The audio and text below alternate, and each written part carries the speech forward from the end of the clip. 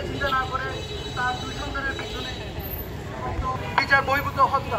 বাংলাদেশে শুধু গ্রেপ্তার দেখানো হয়, কিন্তু কোনো বিচার কার্যক্রম এ পর্যন্ত যে প্রকাশ্যে বিচার যে করেছে আমরা সেই কথা বলি না। শুধু আমরা নির্বাচনের কথা বললে ফেসবুকে ভোট আইডি দিয়ে আমাদের উপর অনধিকার চর্চা করা হয়। আজকে কোনো ক্যাম্পাসে কোনো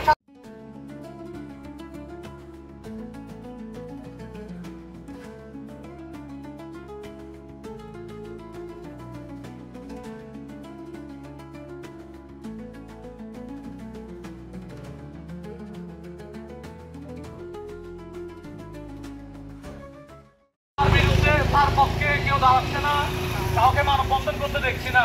কিন্তু কুয়েটে প্রতিবাদের পর আমরা দেখেছি প্রত্যেকটা ক্যাম্পাসে সাধারণ শিক্ষার্থীরা মানববন্ধন করেছে, কিন্তু আমাদের পারভেজ সব ক্যাম্পাসে কোনো সাধারণ শিক্ষার্থীর মানববন্ধন আমরা দেখতে পাইনি।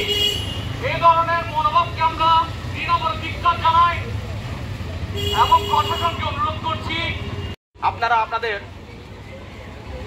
প্রোগ্রামগুলোতে আপনাদের নেতাকর্মী ছাড়া সাধারণ লোকের কোনো উপস্থিতি দেখতে পাবেন না।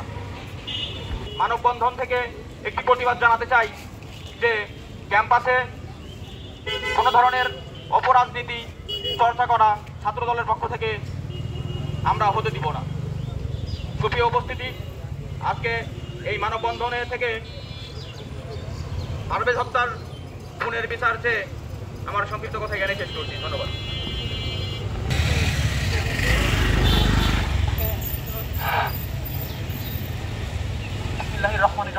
দপ্তর সম্পাদক পারভেজের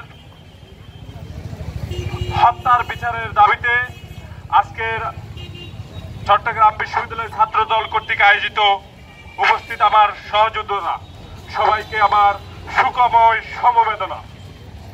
প্রিয় সংগ্রামী উপস্থিতি ও সহযোদ্ধা নেতা শহীদ পারভেজকে নৃশংসভাবে ছুরিকাঘাত করে যেভাবে হত্যা করা হয়েছে, আমরা এই হত্যার তীব্র নিন্দা ও প্রতিবাদ জানাই। আমরা সুস্পষ্টভাবে বলতে চাই, বাংলাদেশ জাতীয় ছাত্রদল আর কোন লাশের রাজনীতি দেখতে চায় না। বাংলাদেশ জাতীয় ছাত্রদল আর কোন অন্যায় সহ্য করবে না। বাংলাদেশ জাতীয় ছাত্রদলের উপর যদি কোনো আঘাত আসে, বাংলাদেশ জাতীয় ছাত্রদলের কোন নেতা কর্মীর উপর যদি কোনো আঘাত আসে, আবার থেকে প্রতিরোধ করে তোলা হবে।